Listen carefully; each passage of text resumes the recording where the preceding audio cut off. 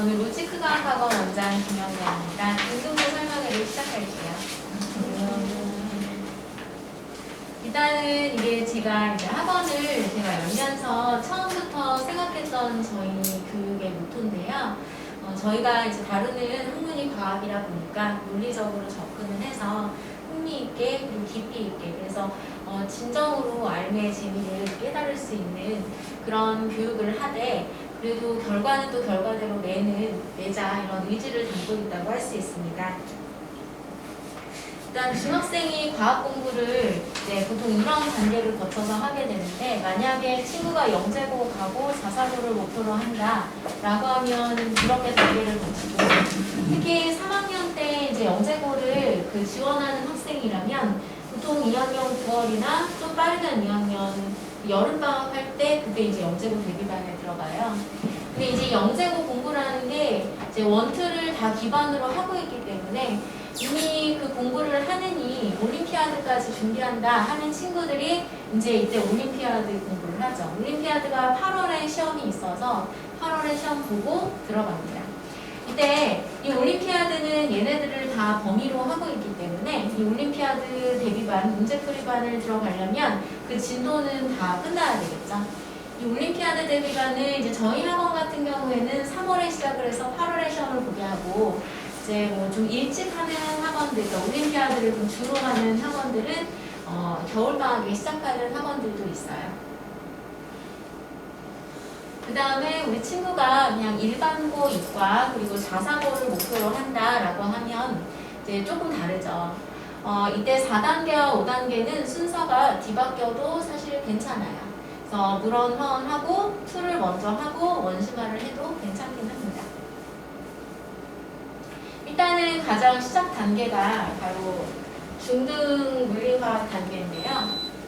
이제 중학교 1학년에서 3학년까지 물리화학만 한 꽉 찬 4개월 조금 넘어갈 수 있게 해서 이 과정을 이제 한 바퀴를 돌리는 건데 이제 여기에서 중학교 과학안에 이제 물화생지가 다 있고 특히 여기서 물리화학만 다루는데 물리의 다양한 분야 또 화학의 다양한 분야를 볼 수 있고 이때 이제 모든 것이 다 과학이구나라는 것을 이제 학생들이 좀 느끼게 되고 현상이 그냥 일어나는 게 아니라 다 원인이 있어서 일어나는구나 이렇게 논리적인 사고를 시작하게 되죠. 이 과정이 가장 베이스로서 중요하긴 하지만 이제 전체 대학을 가는 큰 과학 교육의 과정 안에서는 엄청나게 큰 의미를 차지하고 있지는 않아요. 그래서 저는 심화나 반복을 권장하지는 않습니다. 저희 학원 같은 경우에는. 근데 또 저희 아이는 수학을 많이 해서 이걸 안 하고 그냥 물리원이나 화학원 들어가고 싶어요 라고 한다면 저는 그것도 좀 반대이긴 해요. 그래도 이렇게 전체적으로 큰 흐름을 보고 이렇게 더 딥하게 들어가는 걸 더 권장드려요. 그 다음에 이제 두 번째 단계가 고등 인문 물리화학인데 이게 통합과학이랑 똑같은 거냐라고 많이 말씀하시는데 통합과학하고 완전 동일하지는 않아요. 통합과학은 고등학교 1학년의 과학 교과고요. 근데 이 통합과학 안에도 이제 물화생지가 다 있는데 이 안에 들어있는 물리랑 화학이 굉장히 빈약해요. 내용이 너무나 설명이 없고 그래서 물원, 화원으로의 연계성이 별로 좋지 않아요. 그래서 고등 인문 물리화학 과정 같은 경우에는 이제 가장 가깝게는 지금은 통합과학이고 그 이전에 고1과학이 융합과학이었고 그 이전에가 공통과학이었거든요. 그 공통과학하고 가장 유사하다고 할 수 있고 대치동에서는 길라잡이 과정, 브릿지 과정이라고 표현을 하고 물원 기초, 화원 기초 과정이라고 보시면 돼요. 오히려 통합과학의 물화보다는 더 양도 많고 더 어렵습니다. 그래서 물화로의 연계성이 더 좋아요. 물원, 화원의 단원을 거의 대부분 다 다루는데 이제 물원, 화원은 아무래도 고등학교 2학년의 교과목이라 보니까 문제도 훨씬 더 딱딱하고 더 어렵거든요. 그래서 문제를 조금 더 쉽게 풀고 좀 공식보다는 그래프라든가 내용을 좀 해석해서 문제를 풀 수 있게 하는 과정이다라고 말씀드릴 수 있어요.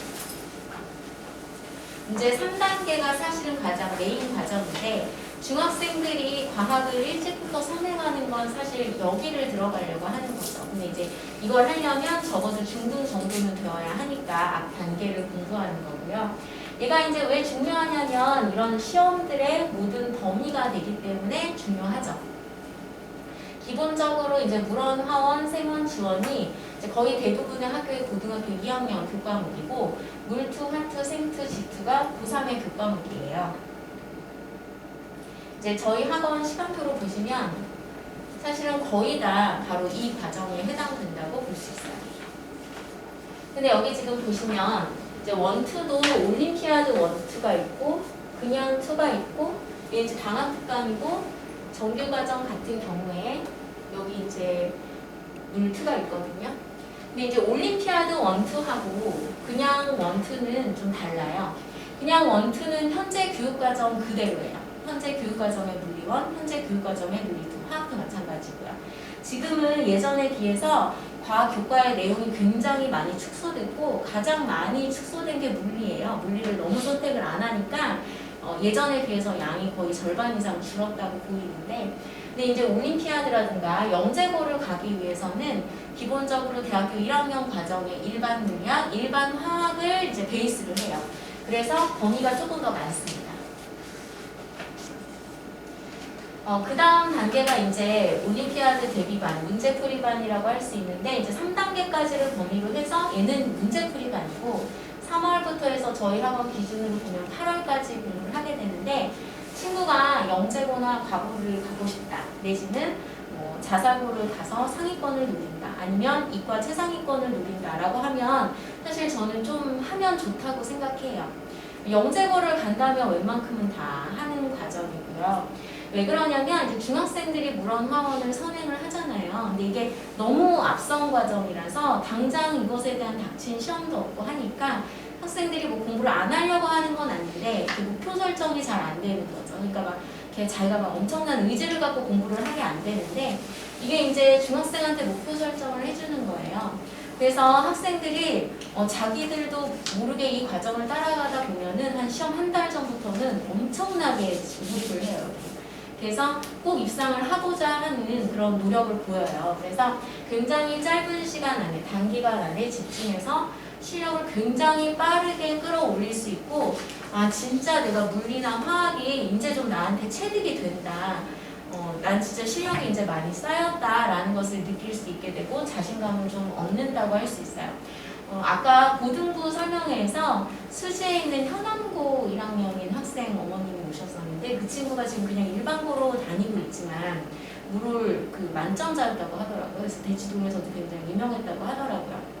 그리고 또 지금 낙생 고3, 현재 고3인 친구 중에서도 그 고1, 고2 거의 전교 1등 했었는데 그 친구도 사실은 이거 다 하고 서과형 거의 3차까지 갔다가 떨어진 친구가 낙생고 가고 그랬거든요. 그래서 요즘에는 일반고에서 최상위권에 있는 학생들은 사실 올림을 한번 했던 친구들이 많아요.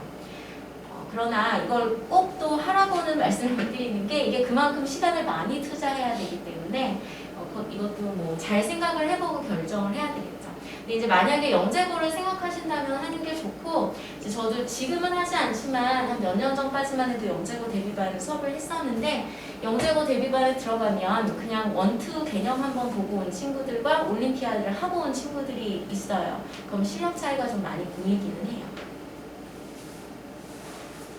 이제 어머님들이 되게 많이 질문하시는 것들이에요. 일단 물리랑 화학 중에 뭐를 먼저 해야 되느냐 많이 물어보시는데 일단 과목 성격상 봤을 때에는 물리를 먼저 하는 게 맞아요. 왜냐하면 가장 근본의 원리, 미시의 원리를 가르치기 때문에 물리, 이제 그걸 바탕으로 해서 화학이 쌓이고 또 그걸 바탕으로 해서 생명이 쌓이는 거거든요. 만약에 영재고를 준비한다라고 하면 압도적으로 물리가 중요하고 물리가 양이 많기 때문에 그리고 물리가 실력이 쌓이는데 시간도 조금 더 필요해요. 그래서 물리를 먼저 하고 사실 제가 대치동에서만 수업을 할 때는 거의 대부분이 다 물리를 먼저 했어요. 근데 이제 분당에서 오래 하다 보니까 분당은 화학을 먼저 하는 친구도 상당히 많은데 이게 그냥 일반고를 가서 내신이나 이제 수능 입시를 위한 거다라고 한다면은 지금 중학생이 물리와 화학 중에서 본인한테 조금 접근성이 편한 거를 먼저 해도 괜찮아요. 그래서 그런 경우라면 화학을 먼저 하는 것도 나쁘진 않다라고 말씀드릴 수 있고 제일 많이 물어보시는 게 지금 물리원 화학원을 듣고 있는데 숙제를 할 때 혼자 문제를 못 푼다. 우리 아이가 지금 이 단계가 안 맞는 거니까 중등으로 다시 돌아가야 되는 거 아니냐, 중등이 제대로 되어 있지 않아서 그런 거 아니냐라는 질문을 많이 하시는데 사실 그건 그렇지 않아요. 중등을 굉장히 꼼꼼히 해서 지금 시험을 봤을 때 100점을 맞을 수 있는 친구와 좀 설렁설렁 해가지고 큰 개념만 가지고 있어서 뭐 한 85점 정도 맞을 수 있는 친구를 물원 화원을 시켜보면 중등 100점 맞은 친구가 더 잘하진 않아요. 기본적으로 중등의 과학과 이 고등 과학은 갭이 있어서 무조건 다 어려워요. 그래서 오히려 이거는 중등을 뭐 꼼꼼히 했다기보다는 일단 조금 처음에 스타트가 좀 빠른 친구들, 감각이 조금 있는 친구들이 처음에 진입할 때는 좀 편한 게 사실이긴 하고, 그래서 오히려 이건 맞지 않는다기보다는 물론 화원은 누구에게나 더 어렵기 때문에 지금 한 번 하고 반복할 거를 생각하고 공부를 시키셔야 되는데, 이게 자기 스스로는 문제가 안 풀리지만 선생님이 풀이해 준 거는 이해가 잘 간다, 그런 문제는 없는 거예요. 그러니까 선생님 설명에 한 60% 정도 내가 처음 듣는 건데 이해가 가, 그러면 괜찮아요. 근데 선생님 설명 중에 나는 50%도 안 되는 것 같아, 그러면은 꼭 중등으로 다시 돌아간다기보다는 조금 시간을 가진 후에 이 과정을 듣는 것도 괜찮죠. 그러면 왜 물리랑 화학은 이제 개념은 다 이해가 가는데 물리나 화학은 문제가 바로 안 풀리느냐? 이제 수학이랑 비교를 해보면 수학은 수식으로 설명해서 문제도 수식으로 나오고 그래프로 설명해서 그래프로 나오죠. 근데 이제 물리나 화학은 수식으로 설명을 하는데 이제 모든 내용이 결국에는 아주 단순한 식 하나로 딱 떨어지니까요. 근데 이제 문제는 말로 설명이 되어 있어요. 그래서 가독성이 떨어지고 내가 가지고 있는 식을 어떻게 이거랑 연결해야 되는지 처음에 누구나 좀 잘 어려워요. 그 읽히지 않거든요. 그래서 그 문제를 해석하는 것도 그 수학도 보면은 정석 이렇게 예제가 다 있잖아요. 그 예제 하나하나를 다 배워야 하잖아요. 그것처럼 물리나 화학도 문제 풀이도 개념 습득이라고 생각하고 배운다라고 생각해야 돼요. 그래서 그걸 집에서 다시 복습하고 다음에 똑같은 거 나오면 풀 수 있게 그렇게 복습을 하면 됩니다. 어차피 잊어버리는데 왜 선행을 해야 하는가? 사실 고3도 그것도 거의 모든 모의고사를 뭐 3월, 4월, 6월 다 1등급을 받는 친구도 잠깐 내신 대비 한다고 2, 3주 휴강하면 갔다 오면 일부를 잊어버려 있어요.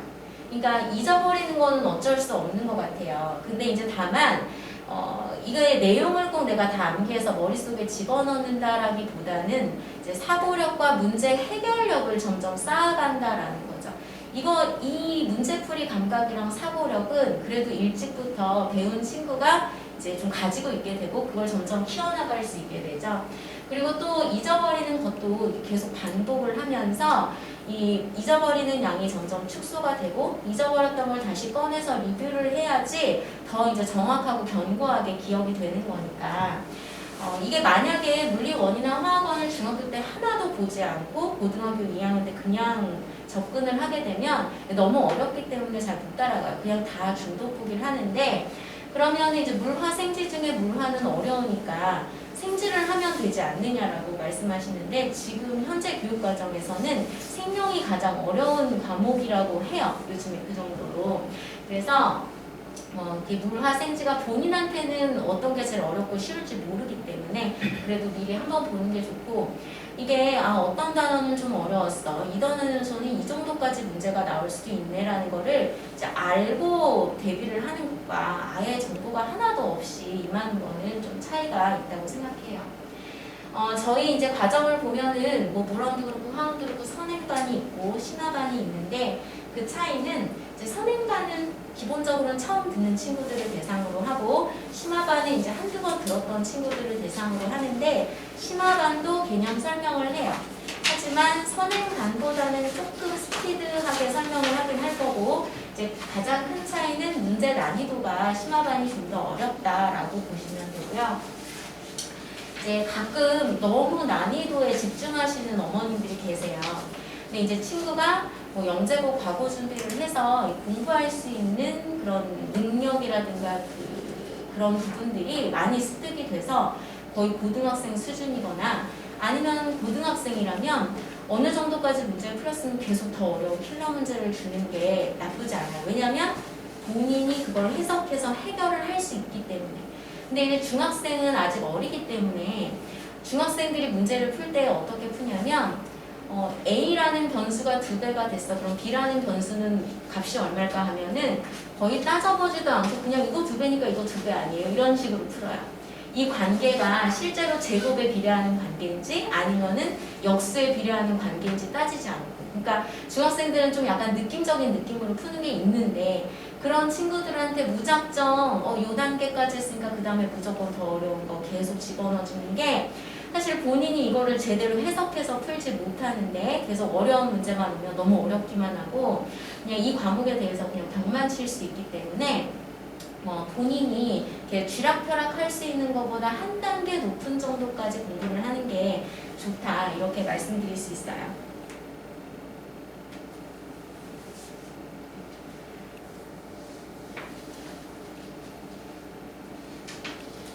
이게 이제 고등학교의 교과 과정인데요. 1학년 때 통합과학을 하고 이제 2학년, 3학년 이렇게 되는데 통합과학은 이제 입시 과목이 아니에요. 수능 과목이 아니기 때문에 저건 정말 내신만을 위한 과목이라서 지금 뭐 학생이 중학교 1학년, 2학년이면 지금 단계에서는 굳이 할 필요가 없고 오히려 이제 고등학교 가기 직전에 겨울방학 때 한번 보는 게 오히려 통합과학은 좋고 사실 중등 과학까지만 해도 원은 다 들어갈 수 있거든요. 그냥 어려운 것일 뿐이지 그거에 선행되는 개념은 이미 다 한 거예요. 수반되는 건. 그래서 원을 공부하는 게 지금 중학생들한테는 더 적합하다라고 할 수 있어요. 그럼 이제 고등학교 교육과정이 어떠냐. 이제 고1 같은 경우에는 아까 통합과학으로 그냥 내신만을 위한 과정이고 이제 고등학교 2학년부터가 수능 과목이라고 할 수 있는데 서울대나 카이스트를 가기 위해서는 2를 수능 과목으로 선택해야 되지만 그 외의 학교는 꼭 그렇지 않고 지금은 서울대보다 오히려 의대를 더 선호하기 때문에 의대로 간다면 서울의대가 아니고서는 2를 꼭 넣을 필요가 없죠. 2는 보는 학생 수도 적고. 그래서 이제 지금은 원을 더 반복적으로 보는 것을 만약에 의대나 약대를 목표로 한다면 원을 반복적으로 보는 걸 더 권해드리는데 그 원이 이제 고등학교 2학년의 과목이죠. 고등학교 2학년 학교들 보시면 내신의 난이도가 그 고3 과목이라 보니까 걔 수능 난이도랑 거의 흡사해요. 그냥 뭐 여기 주변에 있는 학교들의 고등학교 2학년 시험지는 다 수능이랑 고3 모의고사 문제를 진짜 토시 하나 안 바꾸고 똑같이 내기도 하고요. 보기, 기억, 니은, 디귿 중에 하나만 바꿔서 내기도 하고 숫자만 바꿔서 내기도 하고 그래요. 그래서 그만큼 별로 쉽지 않다라는 거죠. 근데 이 수능 난이도의 문제가 한 번에 공부해서 절대 실력이 어느 정도 끝까지 갈 수가 없고 또 어느 정도 실력이 쌓이면 모르겠지만 처음에 진입할 때는 혼자서 하는 게 굉장히 어려워요. 그러니까 문제를 해석하는 기술이라든가 또 이제 물리나 화학 같은 문제를 이제 학생들이 본인이 개념을 해서 문제를 풀 때에는 미지수를 정말 많이 쓰거든요. 그러면은 식이 굉장히 많이 나와서 모든 문제가 계산을 굉장히 길게 하고 오래 해야 풀리는데 지금 현재의 수능은 20문제를 30분 안에 풀어야 되고 그 중에서 한 17번 정도까지는 쉬워요.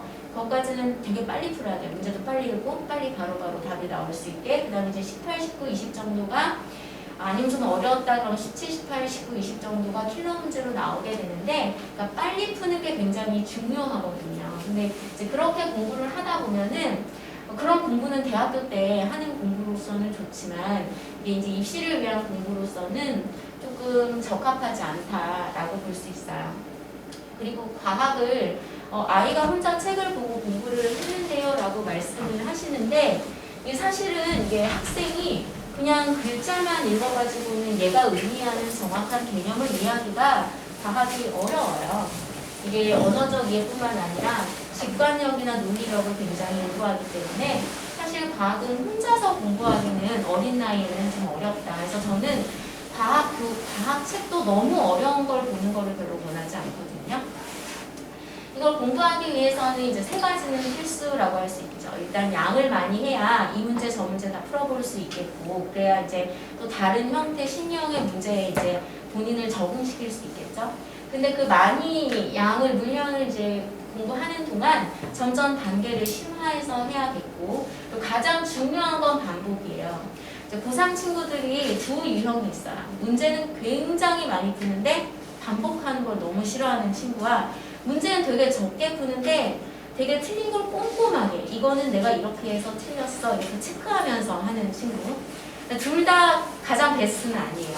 많이 풀면서 꼼꼼하게 반복하고 체크하는 게 좋겠죠? 근데 그 둘을 비교하면 둘 중에 누가 더 성적이 잘 나오냐라고 하면 적게 풀어도 반복하는 친구가 더 잘 나와요.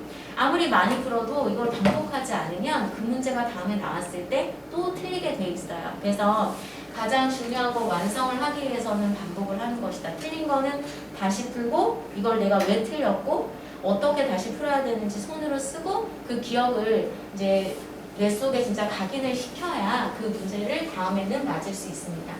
그래서 고등학교에서 고2 내신이 고3 수능 공부니까 이거 나중에 고등학생 되면은 이 내신이 아니라 내가 수능 공부를 하는 거다라고 생각하고 매번 공부를 임해주면 좋겠고, 아까도 말씀드렸지만 과거에는 물리가 제일 어렵고 그 다음에 화생지 순위야 이랬지만 지금은 입시로서의 수능으로서의 물화생지는 난이도가 이렇지 않아요. 사실 다 똑같다고 할 수 있고 다만 물리가 더 맞는 학생이 있고 화학이 더 맞는 학생이 있을 뿐이에요.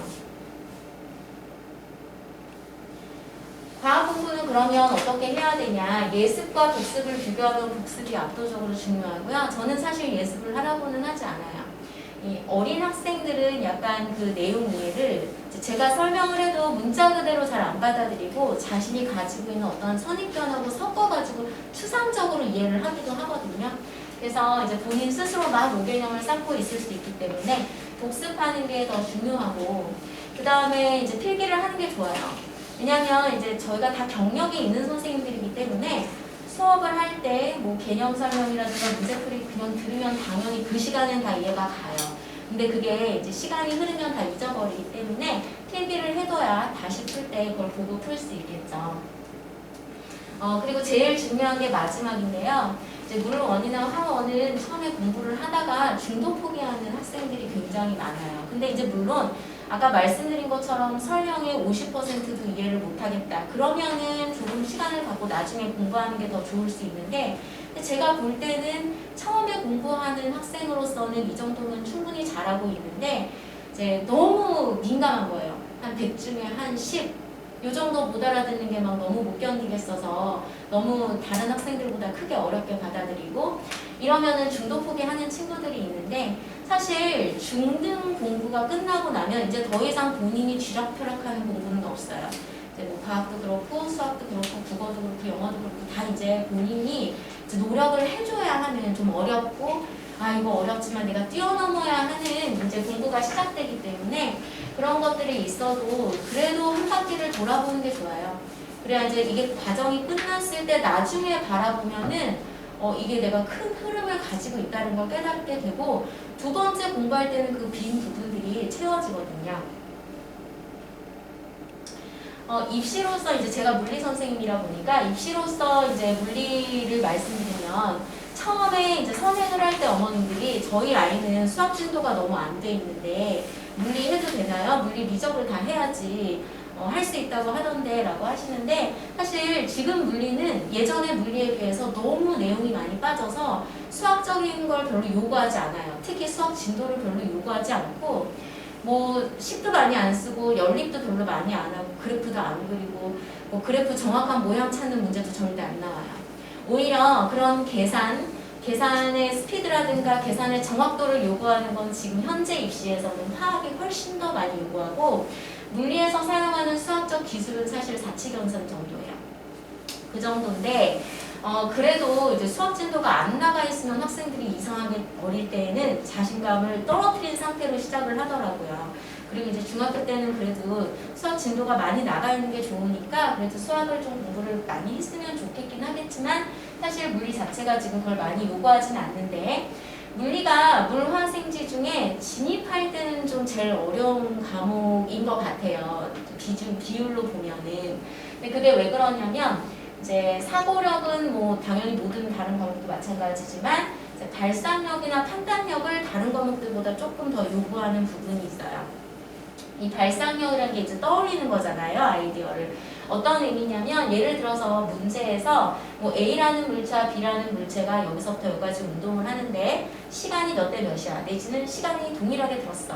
이런 내용을 그냥 아무렇지 않게 은은하게 문제에서 얘기를 해주면 이제 그걸 가지고 그럼 이 정보를 통해서 내가 어떤 정보를 얻어내야 되지? 라는 걸 내가 가지고 있는 개념 룰렛을 돌려서 찾아내야 하는데 이제 시간비를 준 거라면은 거기에서 거리비, 변이비, 평균 속도비 이런 것들이 이제 돌아갈 거예요. 근데 여기까지는 문제가 많이 나왔기 때문에 학생들이 찾는데 속도 변화량의 비 이것도 생각해내야 되는데 이걸 떠올리는 게 모두에게 처음에 잘 안 돼요. 그래서 이것도 이제 근데 연습을 하다 보면 좀 얻게 되는데 그게 이제 처음부터 생각나는 친구들이 있긴 하겠죠. 그런 친구들이 물리를 처음에 조금 쉽게 들어간다고 볼 수 있고 판단력이라고 하면 이제 또 다른 또 그 밑에 지문에서의 정보를 가지고 이 문제의 답을 얻기 위한 그 앞에 정보랑 이제 엮어서 답을 얻어내야겠죠. 그러면 그 또 다른 정보랑 매칭을 시키려면 어떤 게 좋을 것인가를 내가 판단을 해야 되겠죠. 그래서 그 판단력이 좀 요구되는데 이게 수학에서도 요구되는 부분이라서 수학을 잘하는 친구들이 보통 물리를 잘 해요. 그래서 이제 수학 진도가 많이 요구되는 거 아니냐 이렇게 많이 생각하시기가 쉽습니다.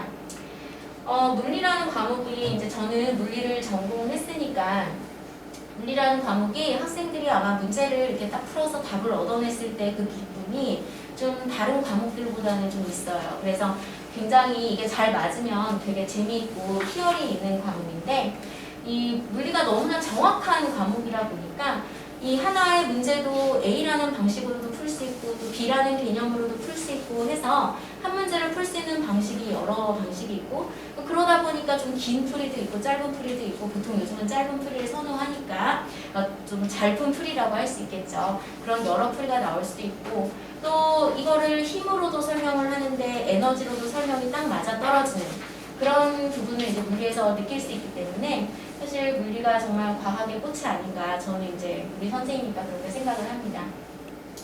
또 이제 이게 논리전개 과정상에서 오류가 없으면 절대 틀릴 리가 없어요. 그래서 나의 실력이 어느 정도 끌어올려져 있으면 나머지 화생지에 비해서는 점수가 조금 더 고정적이다라는 것도 장점이라고 할 수 있어요. 이제 이게 아까 말씀드린 사고력이라는 건데 이제 예전에 교육과정에서는 이렇게 뒷면에 이 경사각을 주고 그렇다면 여기에다 물체를 놨을 때 만약에 마찰이 없는 면이라면 얘가 미끄러져 내려올 때 가속도가 얼마일까? 그리고 그걸 이제 수식으로 다 풀어요. 여기에 이제 중력과 수직 항력이 작용해서 중력이 이렇게 분해되고 해가지고 미끄러질 때 가속도가 G사인 세타다. 그리고 그 과정에서 이 빗면에 1kg짜리를 두던 2kg짜리를 두던 질량에 상관없이 가속도가 동일하게 떨어진다는 것도 수식으로 다 끌어내요. 근데 지금 교육과정에서는 그걸 수업하지 않아요. 수업하지 않고 대신에 이제 그래서 각도를 주고 이 떨어지는 가속도가 얼마라는 거는 묻지 않는데 그럼 같은 빗면에 1kg짜리랑 2kg짜리를 놨을 때 얘네가 동일한 가속도로 떨어진다라는 거는 가르치지 않으면서 학생이 알아내기를 원하거든요. 지금 교육과정이. 그래서 이제 지금 교육과정이 원하는 바가 그렇기 때문에 그럼 이제 저 같은 경우에는 어떻게 수업을 하느냐 이게 2kg짜리라면 1kg짜리 두 개가 있다고 볼 수 있고 그럼 이 1kg와 이 1kg는 똑같은 1kg니까 같은 가속도로 떨어질 거고 근데 얘도 똑같은 1kg니까 그럼 같은 가속도로 떨어질 건데 사실은 얘네가 2kg잖아. 그럼 얘가 결국 같은 가속도로 떨어진다는 거네. 그래서 같은 빗면이라면 질량이 다르더라도 같은 가속도로 떨어져. 이제 현 교육과정이 원하는 대로 설명을 해주죠. 근데 이거를 지금 교육과정은 설명을 듣지 않고 학생들이 알아내기를 떠올리기를 바라는 부분이 있어요. 이제 그러나 이과생이기 때문에 그렇게 설명을 하지만 결국에는 이걸 설명합니다. 수식으로. 이과생이니까 수식으로 딱 떨어지는 걸 봤을 때 아 그러네요 라는 그런 이제 내가 뭔가 공부를 완성했다 라는 느낌을 줄 수 있기 때문에 설명을 하긴 하지만 현재 교육과정에서 이런 걸 요구하고 있기 때문에 친구가 점점 생각하는 힘을 길러야 되겠죠. 이제 저희 학원은 뭐 이런 부분을 강점이라고 할 수 있는데 뭐 사실 다른 학원들도 다 마찬가지겠죠. 근데 저는 이제 가장 믿고 그 자연스러운 연합 분위기를 되게 중시하는데 그러니까 보통 중학생들을 선행으로 하는 학원 같은 경우에는 이제 학생들을 재미있게 해주려고 수업 시간에 이제 수업과 관계되지 않는 내용들도 많이 말씀하시고 그러시는데 사실 저는 별로 그런 걸 좋아하지 않아서 저희 학원생들이 좀 대체적으로 그러세요. 그래서 뭐 수업 중에 군대에서 축구하는 얘기라든가 정치 얘기 이런 거 절대 하지 않고 그냥 공부만 해요. 그래서 학생들도 그냥 수업 시간 자체가 선생님들이 공부만 하고 타이트하기 때문에 그냥 자연스럽게 그런 분위기로 녹아드는, 그래서 약간 대학에서 공부하는 그런 느낌으로 저는 좀 학원을 운영하려고 하고, 그래서 뭐 평소에 놀다가 시험 때 막 압박해가지고 그때만 공부하게 하고 이런 걸 별로 좋아하진 않습니다. 그래서 좀 자연스럽게 공부를 하게 하려고 하고, 이제 저도 마찬가지고 저희 선생님들이 이제 강의 스펙트럼이 넓어요. 저희가 사실 생각보다 되게 경력이 오래됐어요.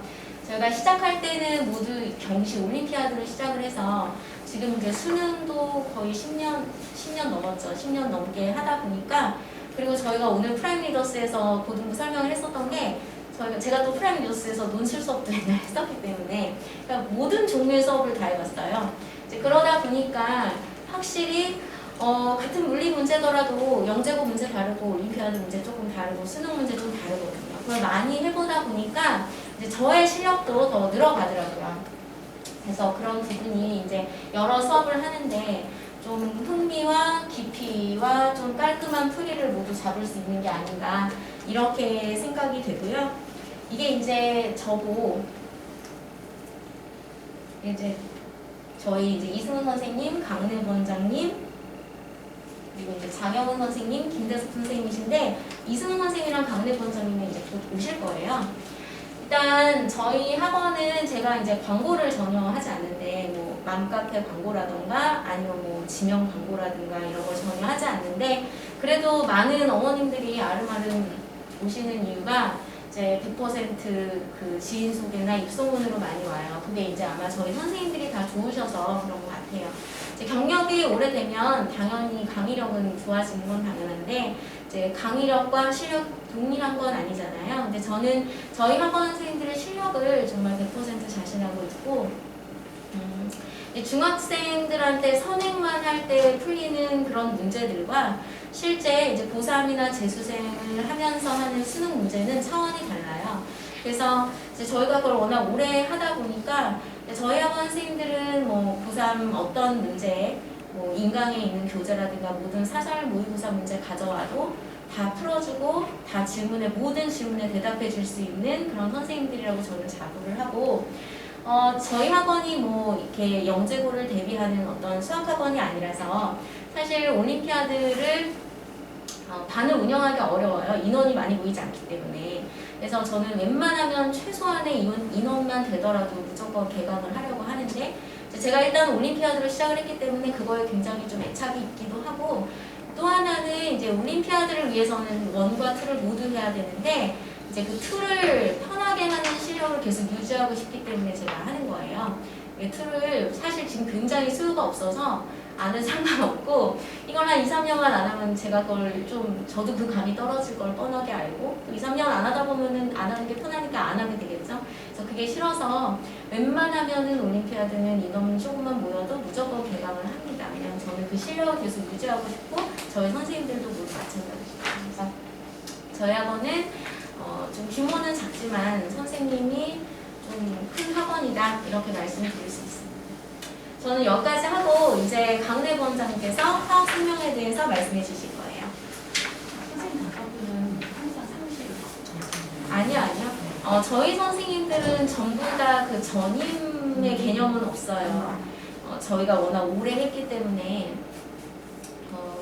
그래서 수업 있는 날만 오시게 하고, 이제 저도 예전에 이제 대치동에서 이제 큰 학원에 오래 있었기 때문에 그런 시스템도 다 겪어봤지만, 제가 이제 하다 보니까 사실 저는 원장이니까 선생님들한테 나와서 일하라고 할 수 있지만 그게 별로 좋은 것 같지는 않아요. 선생님들이 오히려 그것보다는 수업에 좀 더 집중하고 수업을 위해서 공부하시는 거를 저는 더 그렇게 되는 학원으로 가려고 해요. 자, 그럼 강은혜 선생님 오실게요.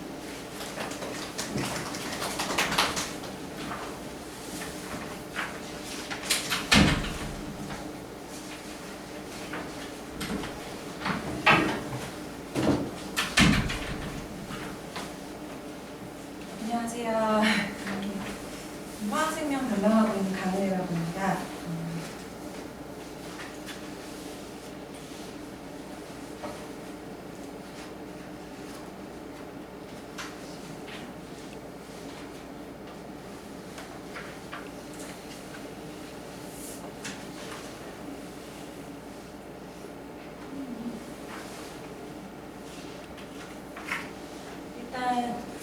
계신 어머님들께서는 중학생 어머님들이시긴 하지만 어찌됐건 이 친구들이 나중에 고등부로 다 가기 때문에 전체적인 큰 틀에서 좀 설명드릴게요.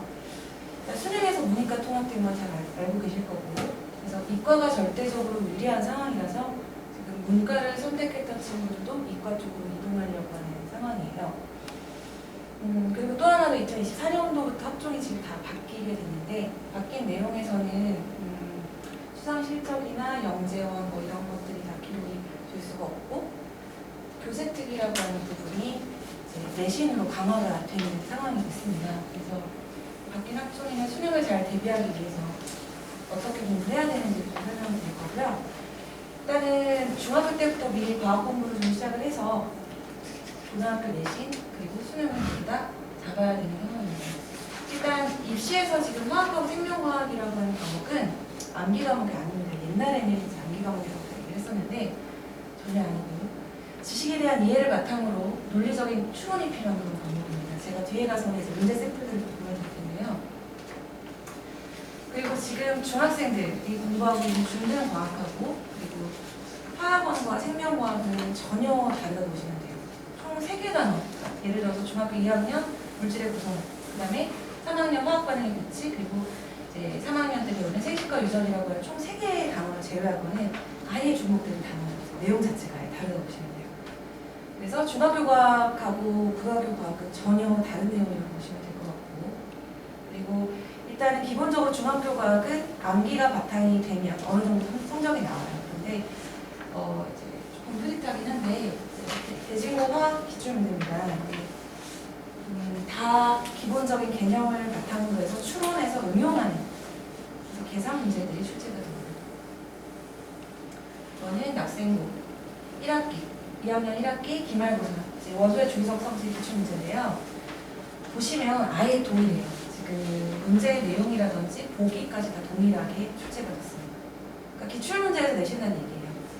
이게 낙생고에서만 해당되는 것이 아니라 대진고, 일프로고, 중앙고, 임해고 전부 다 지금 주변에 있는 고등학교들은 거의 다 그렇다고 보시면 될 것 같고, 과거나 영재고로 간다고 해도 더 심해요. 더 심하게 어렵게 고난도 문제가 수능 형태로 출제가 됩니다. 또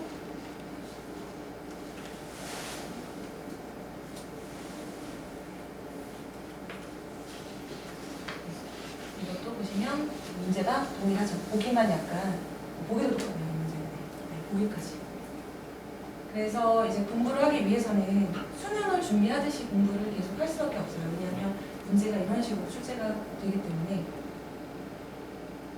일반고도 지금 그렇지만 과고도 그렇고 화학 내신 다 고난도로 출제가 됩니다. 화학, 생명고입니다. 그래서 수능 수준의 문제까지 미리 연습을 해야 최상위권이 가능하고요.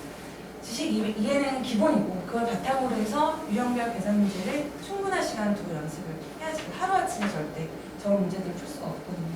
그래서 화학 원 같은 경우에는 이제 선행 수업 순서가 일반고를 진학하는 학생들 같은 경우에는 고등 입문 다음에 이제 원 기본반들이 있어요. 그래서 이 기본반을 마치고 원 심화로 가거나 그리고 만약에 나는 수과목까지도 좀 수능에 염두를 둔다라고 하면 투 기본으로 가거나 그리고 아예 과거나 영재고를 목표로 하는 친구들은 고등 입문 다음에 올림피아드 대비반으로 가서 이제 화학 원투 그리고 문제 풀이 쪽으로 계속 이어서 연계가 된다고 보시면 될 것 같고요.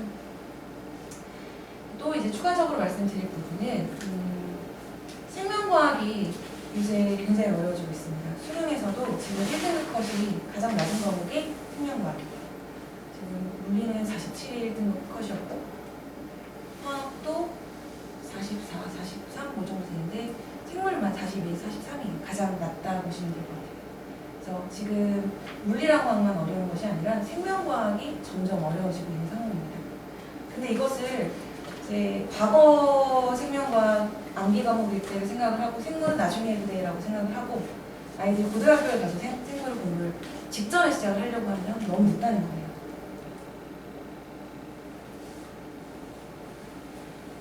중학교 3학년 때 유전 개념이 나오는데 이 멘델 유전 파트가 중학교 과학에 나오거든요. 근데 이게 고등 생명과학에서는 빠진 부분입니다. 아예 개편되면서 들어가 있지 않은 내용인데 근데 이제 유전 문제를 풀 때 반드시 필요한 내용이거든요. 그래서 교과과정에는 없지만 문제풀이를 위해서는 독립이라든지 이런 연관 개념을 반드시 수업 시간에 설명하게 되는데 이걸 이제 중학교 때 미리 좀 잘 공부를 꼼꼼하게 해놓고 그리고 거기서 나온 가계도 문제도 미리 좀 경험하고 익숙해진 상태에서 고등학교로 가서 생원을 공부하는 게 많이 도움이 되고요. 생명과학 같은 경우에는 킬러 파트가 총 3가지 파트예요. 지금 여기 보여드리고 있는 문제 예시는 흥분의 전도라고 하는 파트인데 2022년도 6월 목표 문제예요. 이거 뭐 수능 문제니까 당연히 어렵지 이렇게 생각하실 텐데요. 이게 좀 프린트해서 프린트에 있는 걸 보시면 될 것 같은데 그러니까 과거랑 전혀 다르다는 거예요. 지식 기반으로 해서 암기를 물어보는 문제가 아니라 이거는 지식 기반은 당연히 기본이고 거기에다가 이제 추론할 수 있는 능력, 계산 능력까지 갖춰야 돼요. 그리고 그냥 한번 풀처하면 되는 것이 아니라 이것을 응용하고 연습을 많이 해서 짧은 시간 안에 문제를 풀 수 있게 연습이 되어야 됩니다. 그냥 풀 수 있는지가 아니라 짧은 시간에 풀 수 있는지가 관건이에요. 왜냐하면 제가 뒤에 가서 이제 기출문제들 고등학교 시험지를 보여드릴 텐데 이런 문제들로 25문제 중에서 20문제 이상이 이루어져 있다고 보시면 돼요. 이거는 이제 근육 수축이라고 하는 파트인데 이것도 역시나 계산 문제. 유전은 뭐 잘 아실 거예요. 워낙에 복잡하고 워낙에 출제가 되고 있다는 것을 아실 거고. 그래서 이런 문제들을 고등학교 1학년 때 직전에 공부를 해서는 점수를 이제 최상위권으로 받기가 힘들다라고 말씀을 드릴 수 있을 것 같아요. 그래서 저는 이제 화학이랑 생명을 모두 다 강의를 하는데 원래는 화학 수업이 훨씬 더 많았어요. 그런데 올해부터는 생물 수업이 점점 많아지는 상황, 문의도 많이 오고 왜냐하면 그만큼 생명이 너무너무 어렵다는 거예요. 내신에서, 고등학교 내신에서. 그래서 뭐 일반고뿐만 아니라 뭐 용인외고나 이런 아니면 과고 쪽 이런 친구들도 다 생명 내신이 너무 어려워서 개인 수업, 팀 수업 문의가 굉장히 많이 오고 있거든요. 그만큼 지금 수능이 어려워지면 내신도 그대로 따라가기 때문에 고등학교 때 이제 생명 내신이 너무 어려운 부분들이 어머님들도 알고 계시고 그래서 그런 부분들이 요새는 문제가 되는 유전 같은 경우에도 지금 이거는 정말 이런 문제도 그냥 계산 문제거든요. 그래서 아이들이 지식을 기반으로 해서 암기하는 건 기본이고 근데 그 암기의 비중이 굉장히 작아요. 실제로 생물은 암기 과목이 전혀 아닙니다. 암기할 부분은 별로 없습니다. 사실. 근데 그걸 바탕으로 해서 응용하고 추론하고 하는 것들이 굉장히 중요한 과목이고요. 굉장히 문제들이 복잡하게 이제 출제가 되기 때문에 화학 물리뿐만 아니라 생명과학 역시나 이 공부하고 올라가는 걸 추천드려요. 왜냐하면 고1 때는 고1 내신을 관리를 해야 되기 때문에 공부할 시간이 없어요. 방학 특강으로만 하기에는 사실은 굉장히 부담이 되죠. 그래서 미리 좀 공부를 하고 올라가는 걸 추천드리고요. 이게 좀 흐릿하긴 한데 약생고 이번 올해 2학기 중간고사 기출문제인데요. 개념을 물어보는 문제가 3문제밖에 없어요. 다 계산 문제입니다. 25문제. 이거를 짧은 시간 안에 풀어야 돼요. 시간 싸움이에요, 결국에. 그럼 이건 시간 싸움에서 이기려면 어떻게 해야 되냐? 미리 공부하고 미리 문제를 많이 풀어보고 기출문제를 연습을 많이 하는 방법 말고는 없어요. 이거를 직전에 공부해서 어떻게 맞겠어요? 지금 보면은 대진고 2학년 1학기 기말고사 이제 사람의정 기출인데 그냥 뭐 수능 문제, 기출 문제 똑같이 쓰셨고 여기만 약간 바꾸셨고요. 여기도 마찬가지죠. 가게도 아주 동일한 거 아니셨고 얘도 보기만 약간 다른 형태예요. 그래서 내신이 그냥 수능 형태로 다 바뀌었고 암기가 아닌 이해와 응용이 중요하고요. 그리고 이제 주요 고등학교 내신의 생명과학 원의 난이도가 다 상승하고 있는 추세이기 때문에 이제 어머니께서 중학교 때 또 이제 생명과학도 여름방학 정도에 특강으로 공부를 하거나 미리 시간이 된다면 공부를 해주는 게 필요한 것 같습니다. 그래서 기본적인 개념 이해나 기본 문제는 완전한 EBS 개념 완성을 가지고 진행을 하고요. 그 다음에는 이제 심화나 수능형 문제풀이로 넘어가서 수능 특강이나 풀시록 자이스트리 같은 기출문제집을 풀게 돼요. 중학생들은 다 동일하게 진행합니다. 저희는 원장님께서 말씀하셨지만 모든 수업 다 촬영을 해요. 그래서 다 업로드해서 기록을 하고 있기 때문에 뭐 기억이 안 나거나 하는 거 다시 복습으로 영상을 보거나 결석했을 때 다시 영상을 볼 수 있고요. 그리고 그때그때 학생들하고 연락을 하면서 질문 받아주고 이제 손풀이 영상을 보내주거나 하는 방식으로 피드백은 잘 하고 있는 상태예요. 모든 수업이 다 이렇게 촬영을 해서 다 보게 된다고 보시면 될 것 같습니다. 그래서 일단은 제가 말씀드릴 수 있는 부분은 그 정도인 것 같고요. 화학 이승우 선생님께서 화학 공부하는 방법에 대해서 좀 자세하게 설명해 주시겠습니다. 잠시만 기다려주세요.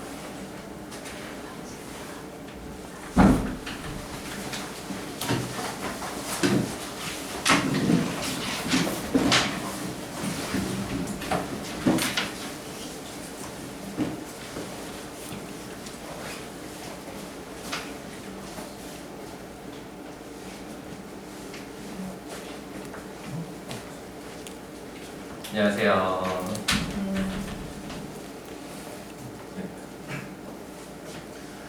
저는 화학 강사 이승훈입니다. 간단한 양력이고요. 이제 교학원들은 그 중등 올림피아드나 이제 영재고 과학고 입시를 좀 많이 하던 학원이고요. 그리고 이제 다 아시는 그 메가스터디 수능 학원이고요. 요거는 이제 대학생들 대상으로 약대나 의대 편입할 때 보는 시험이 있어요. 그거 많이 하는 학원이고요. 거기서 뭐 문제 만들고 이런 거 하고 있고요. 제가 중등부에서 좀 이제 말씀을 드리려고 준비한 거는 이제 앞에 저희 학원의 화학 프로그램이나 이런 거는 강은혜 선생님이 설명을 해주셨을 거고, 이제 준비하면서 이제 어머님들이 과학을 해야 되나 아니면 수학에 더 집중을 해야 되나, 과학을 시킨다고 하면 뭘 얼마나 어디까지 시켜야 되나, 좀 그런 걸 고민을 하셨을 것 같아요. 그래서 그런 내용으로 먼저 준비를 했고요. 이제 제가 이런 학원들을 다니면서 이런 학원들을 다니면서 제가 한 번에 수업할 때 한 3시간, 4시간씩 수업을 해요. 그러면서 50분 하고 질문 받고 50분 하고 질문 받고 이렇게 하니까 그거 말고 추가로 1시간씩 질문 시간을 주거든요. 그렇게 한 달 정도 하고 나면 학생들이 질문은 그 중간중간 10분 안에 다 하고 1시간 추가로 주면 그 시간 동안 계속 상담만 하더라고요. 이제 공부하느라고 뭐가 안 되고 잘 힘들고 그러니까 그런 상담들을 거의 매일 1시간씩 계속 하고요. 그런 내용을 바탕으로 오늘 말씀드릴 거는 제가 화학 프로그램에 대한 얘기는 안 할 거고요. 그냥 학생들이 어떻게 공부를 하면 좀 공부에 대한 태도가 달라질 수 있을 거다. 과학을 하는 게 어떤 의미가 있다. 그런 정도 얘기를 드리고 싶어요. 과학 선행을 어떻게 할까? 이런 걸 질문을 좀 해보려고 해요. 아이들이 이런 경험이 있을까요? 1시간 동안 1시간이 좀 짧은 시간인 것 같지만 제가 말하는 1시간은 중간에 시계 보지 않고 물 마시고 화장실 가고 노래 듣고 이런 거 다 빼고 1시간 동안 정말로 공부만 한 적이 있냐? 생각보다 이걸 되게 어려워합니다. 중학생은 당연하고요. 고등학생이나 혹은 대학교 1학년, 2학년까지 가도요. 어떤 학생들은 그냥 좀 친해지고 나서 나중에 물어보면 저는 10분밖에 안 되는 것 같아요. 그런 얘기도 많이 합니다. 생각보다 쉽지 않고요. 공부를 너무 많이 해가지고 머리가 아플 때까지 공부해 본 적이 있냐 이렇게 물어보면 이 경험을 하는 학생들은 많지 않아요. 하루 종일 걸으면 다리가 아픈데 하루 종일 공부하면 머리가 아프지 않느냐, 이걸 해본 학생들이 많지 않아요. 제가 이거를 많이 해본 학생들이 우르르 모여있는 걸 딱 한 번 본 적이 있는데 어디냐면 재수학원 가면 이 애들이 잔뜩 모여있어요. 그 애들은 어느 날 해봤냐면 수능 보는 그날 보통 이 경험을 처음으로 합니다. 1교시에 2시간 동안 집중해서 시험을 보고 또 그 다음 잠깐 쉬었다 또 시험 보고 오후에 과학을 시험 볼 때쯤 되면 이미 평상시 자기 기능의 10% 20% 다 떨어져 있어요. 정상적인 컨디션으로 시험을 본 학생들이 많지 않아요. 너무 억울한 거죠. 자기는 평상시보다 오늘따라 컨디션이 안 좋았다 라고 많이 얘기를 하죠. 보통은 이제 이런 상태가 되면 그냥 한글도 안 읽어지거든요. 정말 많이 힘들게 되면 이제 우리가 몸을 많이 움직이면 더 이상 팔이 안 움직이는 이런 상태까지 운동을 하잖아요. 이제 너무 머리가 아플 때까지 공부하고 나면 정말 글씨가 안 읽어지는 단계까지 가거든요. 그 상태로 시험을 봐라 그러면 평상시에 1분이면 풀던 문제를 10분이 걸려도 막 멍한 거죠. 이제 그러면 이제 어머님들 어떻게 생각하시는지 한번 제가 궁금한데, 이런 경험을 해본 적이 없는 아이들이 많아요. 이게 제가 말하는 아이들이 뭐 초등학교, 중학생 이런 아이들을 말하는 건 아니고요. 고등학생도 많고 대학교까지 이미 간 애들도 이런 학생이 많아요. 제가 만난 그 학생들이 다 열심히 안 한 걸까요? 어떻게 생각하시나요? 대체로 열심히 자기는 열심히 했다고 생각을 할 건데 그 열심히라는 말의 기준이 굉장히 다른 경우가 많이 있어요. 내 친구들 중에서 내가 제일 열심히 했는데 그 친구들은 어떤 친구들인지 저는 모르겠고, 그죠? 네. 그 다음에 나 정도면 열심히 하는 거 아닌가? 이 정도면 잘한 것 같은데? 라고 말할 때 그게 쉽지가 않다는 거죠. 그래서 제가 생각할 때 과학 선행을 할까? 그러면 과학을 할 때 이런 경험들을 계속 좀 가지게 해주려고 하는 편이에요. 그래서 한마디로 그냥 괴롭히는 거죠, 아이들을. 네. 좀 힘든 상황이지만 그래도 해볼 만한 거, 그런 적당한 과제가 있다면 안 시켜도 이렇게 할 수 있거든요. 네. 가끔 사실 많진 않은데 하다 보면, 수업을 조금 하다 보면 처음에 싫어하다가도 이거는 문제 푸는 게 좀 재밌어요. 그런 얘기를 하는 아이들이 조금씩 생겨요. 그 정도 단계가 되면 안 시켜도 자기가 이렇게 하더라고요. 이런 경험을 해보는 게 굉장히 저는 중요하다고 생각을 해요. 특히 이런 경험을 일찍 할수록, 그리고 이런 경험이 가능하다라는 걸 아이들이 인지하고 나면 그 다음부터는 자기가 열심히 한다라는 거에 기준이 좀 달라지더라라는 거죠. 그래서 선행을 할 때 뭐 배워서 기억이나 하겠나, 솔직히 많이 까먹습니다. 중학교 1학년 때 뭐 화학원 한 번 했어요. 그래서 3학년 때 받아보면 아무것도 기억 못해요. 그런데 이런 경험이나 공부를 대하는 태도는 확실히 좀 달라지더라는 거죠. 그러면 선행을 어떻게 하는 게 좋을까? 또 이런 얘기도 들을 건데요. 한 문제 하루 종일. 보통 이런 경험을 하는 학생들은 이제 대체로 상위권에는 많이 있어요. 근데 중위권 이하로는 이런 경험은 거의 본 적이 없고, 이러면 큰일 난다고 생각하는 학생들이 오히려 더 많아요. 이렇게 하면 공부가 비효율적이지 않나요? 라고 오히려 저한테 물어보더라고요. 이미 맞은 거를 문제를 풀고 채점을 해서 결과 좋은데 그걸 또 풀고 또 풀고, 이런 경험을 하는 아이들이 있느냐? 사실 이제 이런 질문들은 어떤 질문이랑 똑같은 거냐면, 저희가 영재라고 얘기할 때 그 영재의 특성을 연구하는 논문들이 있어요. 이런 특성을 가진 사람들은 영재라고 부를 만하다. 그럴 때 이런 걸 과제 집착력이라고 합니다. 이게 해결이 안 되면 잠이 안 오고 밥도 나중으로 미루고 이렇게 되는 거죠. 그 집착력을 가지고 계속 궁리할 수 있냐. 이런 걸 이제 공부를 할 때는 안다 모른다 사실 그런 건 별로 없고, 내가 알아도 그거보다 조금 더 잘할 수 있게 자기의 퍼포먼스를 더 개선할 수 있는 방법을 연구하는 거거든요. 이런 걸 해본 적이 있냐 그러면 상위권들은 이걸 안 해본 적이 없어요. 제가 만난 친구들 중에 상위권의 공통점은 이런 경험을 무조건 가지고 있어요. 그리고 이래도 된다고 생각하고 이래야만 공부가 된다고 생각을 해요. 중하위권은 오히려 이걸 피하려고 하는 거죠. 그래서 선행을 할 때 저희가 이제 수업을 할 때 이런 게 왜 중요한지 좀 사례를 보여드릴게요. 그냥 간단한 직선이고요. 문제가 예를 들어서 여기 40이 되려면 요 값이 얼마게 요걸 구해봐라, 이런 문제가 있다고 해볼게요. 아이들이 직선의 방정식을 배우기 때문에 그냥 이런 방정식을 배우고 나면 숫자를 대입하고 연립방정식을 풀고 어쩌고 하면 답이 나옵니다. 이게 이제 계산을 통해서 답을 구하는 과정이고요. 근데 이제 좀 제대로 이해를 한 아이들은 이렇게 안 하고요. 그냥 눈으로 풀어요.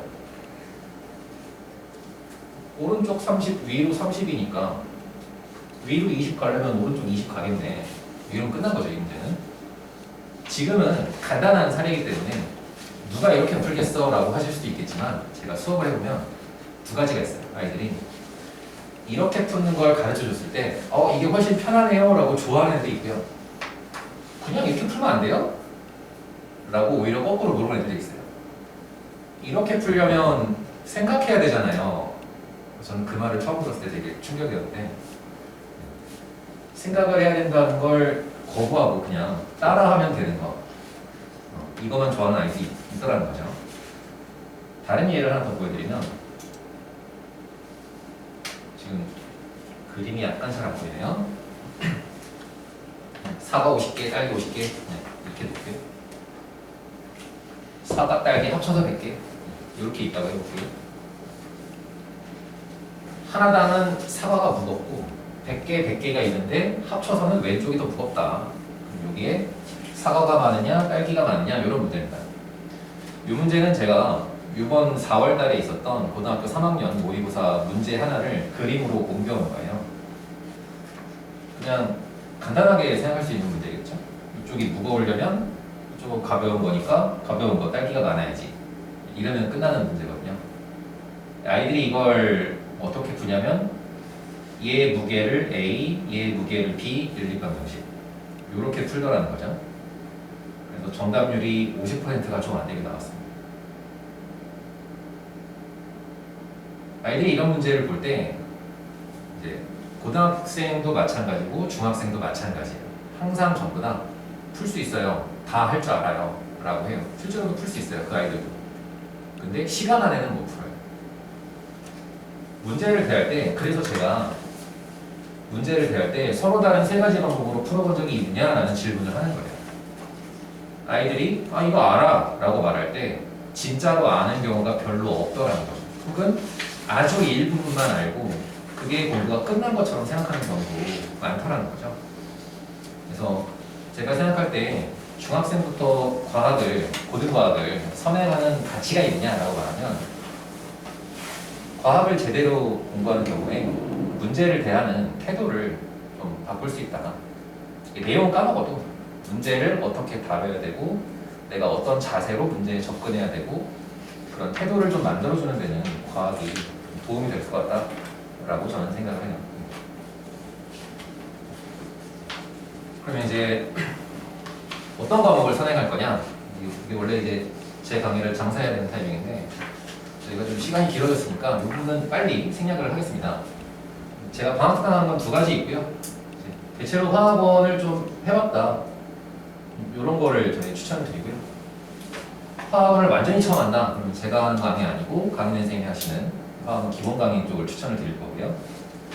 화학2 선행 강의는 이제 하이탑으로 진행하는 거고 학생이 화학 1을 해야 되나요? 화학 2까지 끝까지 해야 되나요? 그러면 저는 지금 단계에서는 뭐 특별한 만약에 목표가 있다 그러면 화학 2는 필요하시면 하는 거고 그냥 일반적인 경로를 따라서 올라갈 거야 라고 생각하시면 화학 2까지 굳이 하실 필요는 없다고 생각을 해요.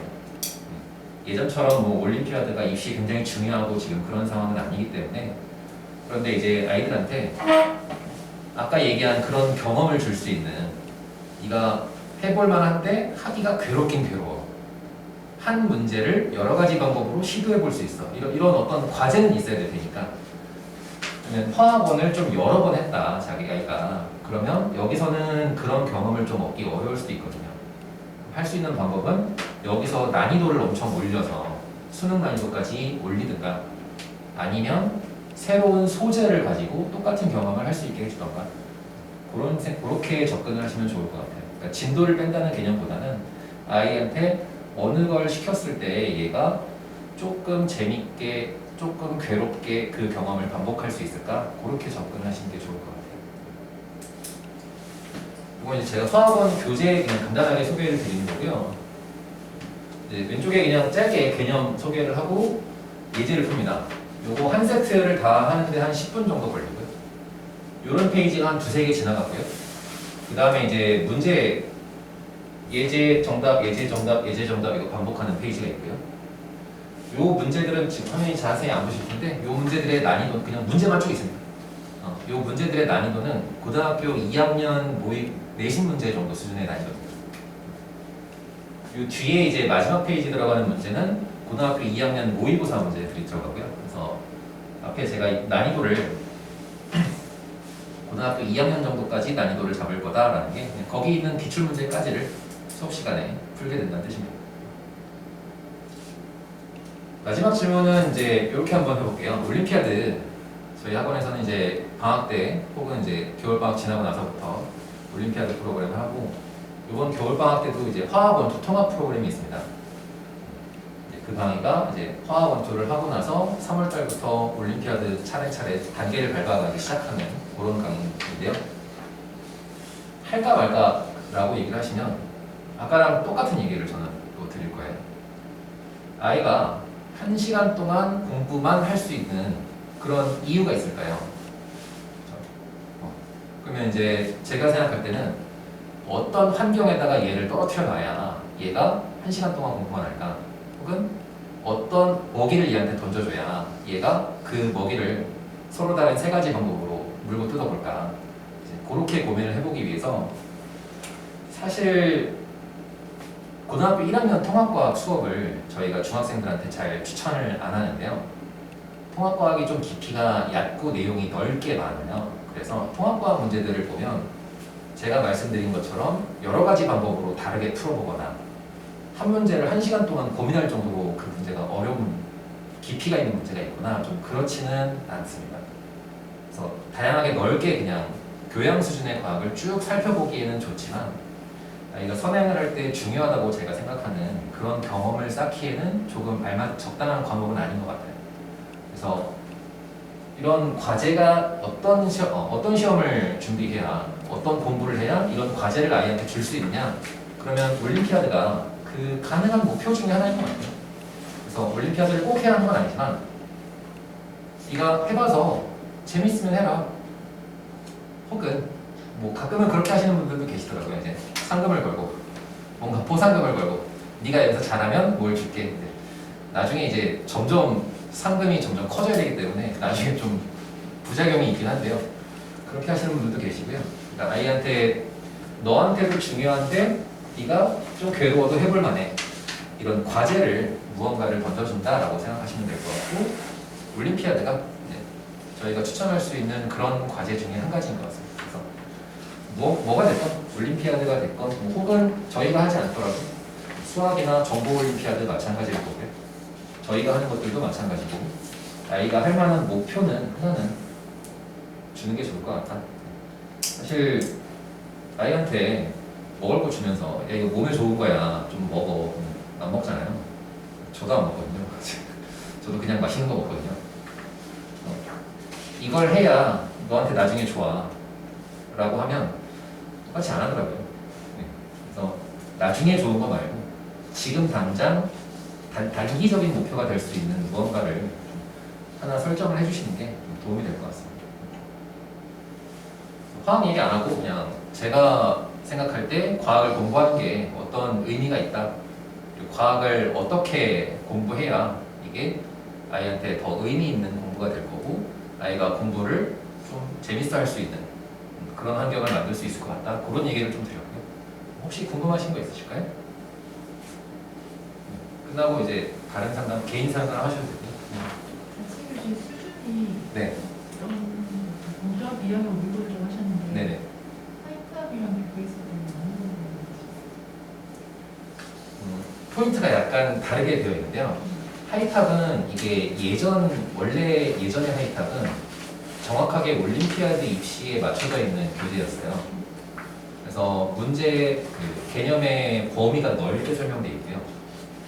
하이탑은 화학1 하이탑이다 그러면 화학1만 있는 게 아니고 거기에 화학2 내용도 섞여 있고 대학교 1관학 내용도 좀 섞여 있습니다. 왜냐면 중등 올림피아드에 그게 나오니까. 지금의 하이탑도 그 내용들은 다 들어있어요. 그래서 다루는 이론의 범위로 보면 하이탑이 더 넓고 저희가 쓰는 자체 교재가 범위가 더 좁습니다. 제가 쓰는 교재는 그냥 지금의 수능에만 딱 맞춰져 있습니다. 문제의 난이도로 얘기하면 하이탑은 문제의 모양이 한 줄짜리 문제들이 많이 있어요. 이제 그런 문제들도 같이 들어있고요. 이제 뒤에 넘어가면 최근에는 하이탑이 요번 지금 나와 있는 하이탑은 약간 수능 모양의 문제들도 같이 들어있고요. 그 난이도랑은 비슷한 난이도예요. 저희 아이 같은 경우는 파워원을 네, 그냥 문제풀이 없이 하이탑으로 한번 훑었거든요. 네, 근데 문제를 안 풀고 했다 보니까 문제를 건들지 못하고 그 네, 네, 개념 위주의 문제를 다른 학원에서 테스트 같이 봤어요. 네, 근데 반타작 정도를 하더라고요. 네, 네. 그래서 파워원을 다시 돌릴지 그냥 개념 수업으로 아니면은 심화 수업을 하는 게 나을지를 모르겠는 거예요. 근데 저희 아이가 중학교 과정을 하나도 없이 네. 그냥 파워원을 욕심껏 그냥 시작했거든요. 네. 중학교 파워원의 앞부분에 중학교 과학의 기본적인 내용이 좀 많이 들어있기 때문에 그거는 괜찮을 것 같고요. 이제 제 수업으로 말씀을 드리면 여기 화학원 심화가 어려운 거만 하거나 어려운 거에서 바로 시작하는 수업은 아니에요. 완전히 처음 하는 학생들부터 시작을 하는데 어려운 것까지를 좀 한 번에 하는 수업이에요. 그래서 쉬운 걸 많이 반복하기보다는 쉬운 걸 많이 반복해서 지금 당장 이 문제를 풀 수 있어 라고 하기보다는 네가 조금 문제를 덜 풀어도 혹은 문제를 숙제 문제 5개 중에 2개밖에 못 풀어와도 네가 여기 한번 도전해봐. 그 도전 과제까지를 좀 한꺼번에 다루는 수업이에요.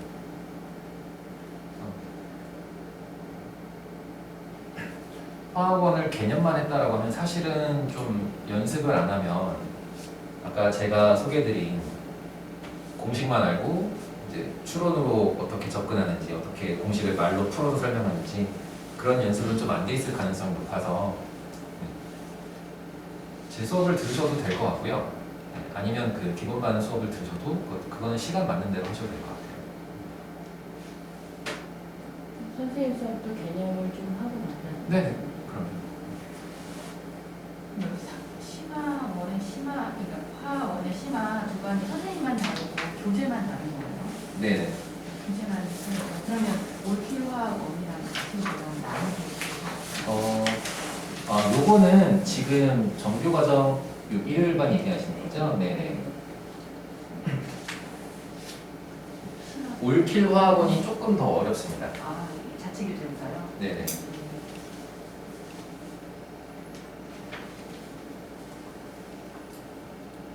이 방학 때 심화를 하시고 나서 3월 연계과정이 또 심화가 되는데 네네. 이게 뭐 이렇게 본인이가 점검을 안 하시는 거예요?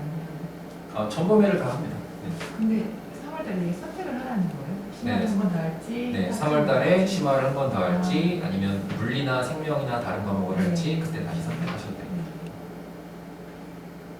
정규랑 특강이랑 그 공부하는 기간이 짧잖아요. 네네. 훨씬 다 내용은 다 들어가 있고 하는 네, 다 그렇죠. 똑같아요. 네, 맞습니다. 근데 이제 기간이 좀 짧다 보니까 방학 특강 때는 이제 좀 테스트를 조금 줄이거나 네, 숙제 문제가 뭐 교재에 뭐 10몇 개씩 들어있으면 그 중에 좀 절반만 풀리거나 좀 그런 게 좀 조절이 될 거예요.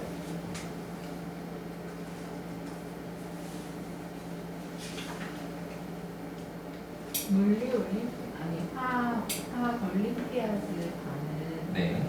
화원 학교가 다 끝난 아이들 들어가는 반인가요? 지금 그 방학 특강 네. 화학 원투 통합반 말씀이신가요? 아니요, 그거는 이제 화학 원투를 처음 배우는 학생들이 들어가세요. 아 근데 올림피아드 식으로 한다는 말씀이시죠? 네네. 지금 아까 이제 하이탑에 화학 원만 있는 게 아니고 그거보다 더 많이 들어있다고 제가 말씀을 드렸잖아요. 그래서 올림피아드를 대비하는 화학원을 할 때는 그 수능 화학원을 벗어난 것까지를 다 합니다.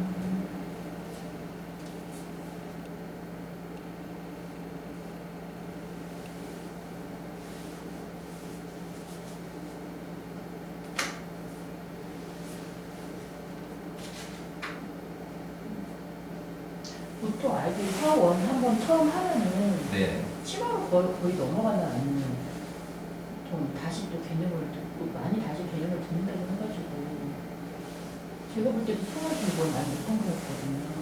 네. 저희가 봤을 때 저희 학원 자체에서 화학원 기본을 듣고 그 다음에 심화로 넘어갈 때는 대체로 많이 넘어가는 편이에요.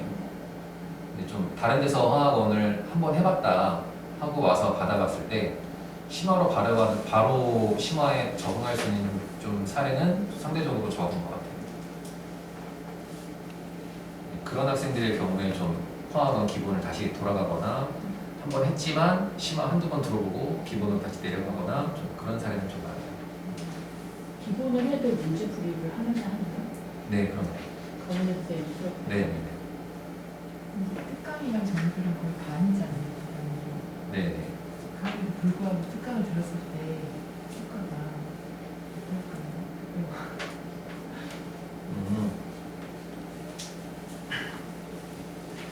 아무래도 수업을 더 못 시키고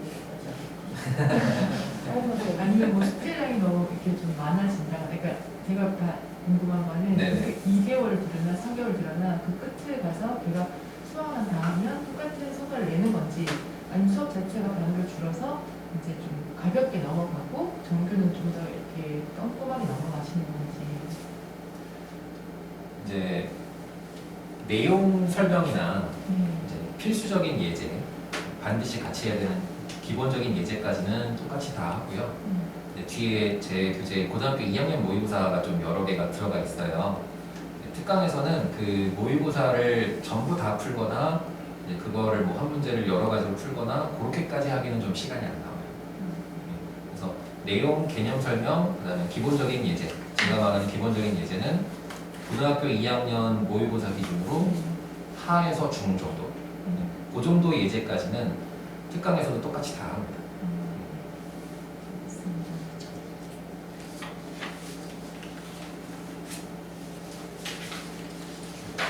그러면 저는 이 정도 설명을 드리면 될 것 같고, 네.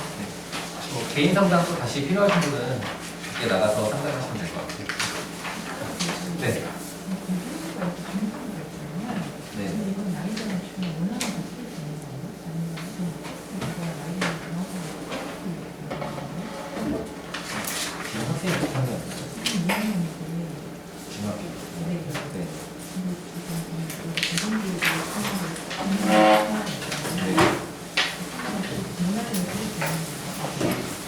보통은 그냥 중등부로 추천해요.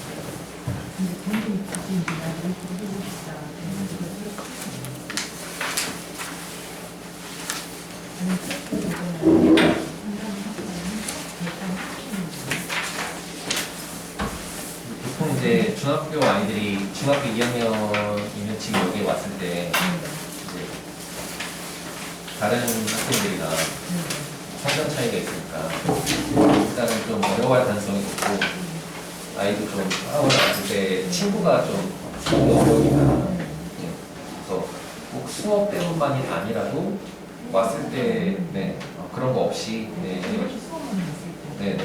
혹시 이 교재를 특히 원하는 이유가 있으신가요? 교재를 원한다기보다 네네. 2학년 1, 2단계를 듣기 위해서 학원을 보고 싶어 하지 않기 때문에 그러니까 아이가 원하는 네. 하는 그런 네. 있잖아요. 네. 그게 이제 그 수능 수준의 문제를 풀고 싶어 하는 건데 네. 지금 저 말씀하신 것처럼 정규가 아닌 이상 특강이고 그렇게 되면 또 필요 문제는 건드리지도 못하고 그렇지는 않습니다. 이걸 추천하지 않으시는 겁니다. 추천드리기 조금 어려워요. 그래서 같이 하는 거. 네. 그러면은 뭐 이렇게 아예 안 되는 거예요. 그러니까 그 규정이 그렇게 있는 거예요. 그렇진 않은데요. 보통 학생들이 저희 경험상 왔을 때 학생들이 보통 많이 어려워하긴 합니다. 만약에 어머님이 그냥 딱 그걸 원하시면 제 생각에는 그냥 중등화학원 심화를 들으시는 게 제일 적당할 것 같은데 요즘 거기서의 수업도 쉽게 하진 않거든요. 그 화학원의 그 수능의 킬러 문제에 해당하는 그런 문제들도 같이 풀고 그걸 풀기 위해 필요한 모든 내용을 다 합니다. 그래서 수업의 난이도 자체가 고등학교 2학년 거랑 중학교 거랑 난이도 자체가 다르지 않게 고등학생 거가 조금 더 빨라요. 제가 개인 상담을 신청했었는데 네. 지금 선생님한테 그냥 네. 해주는 거예요? 애가 원래는 물리 플라이를 준비를 좀 했었는데 네. 수학을 너무 잘하고 싶어 하는 와중에 그러니까 어떻게 해야 될지 지금 1년이 남았잖아요. 네. 그걸 순서대로 대형 뭐 4개월 듣고 10만 3개월 듣고 이렇게 1년을 이렇게 총 채워나가야 되는 건지 아니면 지금 10만을 듣게 되면 10만을 계속 문제 풀이로 1년을 계속 채우는 건가? 목표를 올림피아드로 생각하시는 건가요? 그건 좋고 네. 그냥 수능이 있으면 수능으로. 네. 지금 단계에서는 그러니까 만약에 수능이라고 생각하고 선행을 하면 그냥 요 수능 화학원 심화 강의에서 시작을 하시는 게 제일 좋을 것 같고요. 아이가 이제 사실 많이 하면 지금 중학교 2학년이면 지금 수능 문제를 열심히 풀면 아이가 수능 볼 때쯤에는 중간에 한번 교과서가 이미 바뀔 거고 그 다음에 문제의 유형도 많이 달라질 거예요. 그래서 지금 수능 필러 문제 만약에 고등부에 강의를 들어가면 고등부에서는 어떤 걸 하게 되냐면 너네가 조금 못 알아들어도 이렇게 따라하면 풀려. 너네 급하잖아.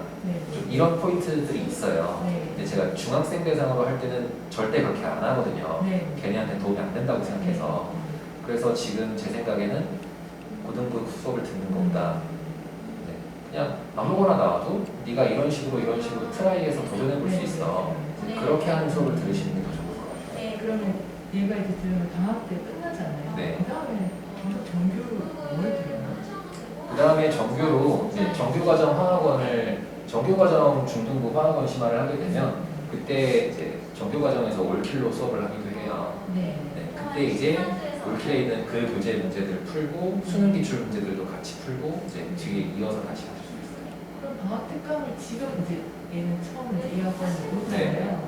방학 특강을 듣는 게 오히려 나은 거야. 정규를 그냥 듣는 그런 적이 나은 거예요. 방학 특강 듣는 이유가 짧은 시간에 네. 끝내기 위한 거잖아요. 그렇죠. 그러면 제가 궁금한 건 방학 때 짧은 시간 끝내고 여름 방학 때 또 한 번 더 듣고 네. 겨울 방학 때 통합과를 듣는 그런 코드로 가는 건지 그럼 정규를 꾸준히 들었을 때 메리트가 아이한테 솔직한 어떤 데서 지금 중학교 이제 예비 중3인 거거든요. 네. 네네. 예비 중3 1년 정도 고등학교 화학원을 배울 때까지는 2년이 남은 셈이죠. 내신으로 배울 때까지죠. 네. 2년 동안 화학원을 계속 들을 거냐? 그러실 필요는 없을 것 같아요. 그러실 필요는 없을 것 같고 이제 하실 수 있는 선택지는 그냥 화학은 방학 때만 잠깐씩 들었다가 잠깐씩 들어서 유지하고 다른 과목을 중간에 다 더 보충을 하겠다라고 하셔도 되고 아니면 이제 물리원 듣고 생명과학원 듣고 이렇게 해서 네가 나중에 수능 때 뭘 선택할지 미리 좀 경험을 해봐라. 이렇게 해주시는 것도 괜찮은 선택이에요. 아이들이 보통 내신 때만 해보고 수능 스타일의 문제를 고3 때 처음 해보면 자기가 어떤 과목을 선택하는 게 나한테 맞는지를 모르는 경우도 많아요. 그래서 남들이 다 이 과목이 편하대. 그래서 우르르 갔다가 해보니까 나한테는 안 맞는데 재수할 때 과목을 바꾸고 그런 경우가 굉장히 많아요. 그래서 미리 좀 해보고 선택을 한 번에 잘 할 수 있게 해주시면 그게 아이들 좀 좋아요. 그럼 지금은 자체교재로 특강을 하시지만 여름방학에 조금 더 어려운 교재로 특강을 또 하시나요? 여름방학 때는 짧아서 시간이 네. 여름방학 특강 때는 점검회를 하기 좀 힘들어요. 그럼 킬러 같은 거. 네네. 킬러 파트 한 단원만 하거나 그렇게 하게 될 것 같아요. 그러면 저희 같은 경우에는 특강을 듣는다 그러면 이번 심화 말고는 어떻게 할 수 있는 방법이 없는 거예요? 제일 추천을 드릴 거는 방학 특강 심화 강의인 것 같고 네. 두 번째로 추천드릴 수 있는 게 이 정규과정 강의예요. 여기는 특강은 그냥 들어오고 싶으면 들어오는 건가요? 심화된 개념을 좀 되게 원하는 건데 테스트요? 테스트를 따라오진 않습니다. 신청하면 바로 들어오는 거예요? 네. 신청은 오늘 바로 해야 되는 건가요? 오늘 바로 해주시면 좋고요. 네. 나중에 좀 이렇게 저희가 강의실이 크진 않아서 네네. 마감이 되면 좀 어려울 수 있어서 네네. 전화는 원장님이 하시는 거예요? 네, 보통 원장님이 하시죠. 수업 중이신 경우 그렇죠. 그 하나만 더 여쭤보면 네. 하나도 아는데 여쭤보면 네네. 생명과학 같은 경우에는 뭐를 들으라는 말씀이신 거예요? 중등 같은 경우에는 생명과학이 안 깔리는 거예요? 이거는 어차피 문제고등이거든요. 네. 일반 아이들이 이제 화학과 생명을 같이 방학 때 좀 보고 여름 방학 때 필러 조금 보고 겨울 방학 때 먼저 통합과학 간다 이렇게 보면 아, 그러니까 고등 생명과학원을 선행을 할 때 어떤 강의를 들어야 그런 강의 얘기시죠? 깔려 있는 거예요? 제가 못 찾는 거지. 모르겠어요. 생명과학원은 이제 요 영재 생명과학 영재고 기초가 네. 이게 중학생 대상으로 하고 이게 고등학교 생명과학원을 약간 편집해서 수업을 하시는 강의고요. 네. 지금 시간표에는 이게 제일 적합한 거고. 영재고지만 일반으로 자사고도 포함이 되는 거예요. 네네.